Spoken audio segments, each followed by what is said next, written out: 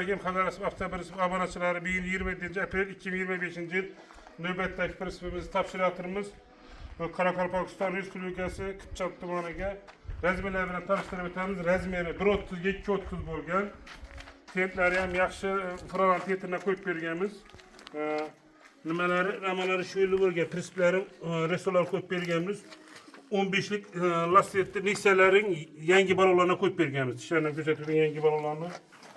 Böyle bir de parkoplarını hem elektromontajlarına kılıp verdik.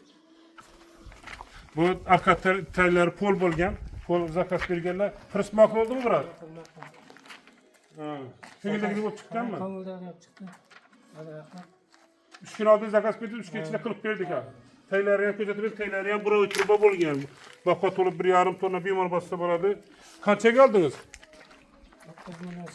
9.800 milyon so'mga elektromontaj parkotlarını bonus qilib berdik. Mana yaxshilarga xizmat qilsin. Murojaat uchun nomerlarimiz 99dan 334 44 84. Yana bitta nomerimiz 95lik 540 44 84. Shu nomerlarga murojaat qilsangiz har xil turda prinsip ishlayapmiz. Mana taylari, balon taylari variantda, country variant. Mana vodiydan ham yangi balonlarni bosib kelganmiz. Şu ekrandaki nömrəyə müraciət qılsanız, xudo xolasa chiroyli qilib bonuslarni qilib beramiz. E'tiborunuz katta rahmat. Sog' bo'linglar, salomat bo'linglar.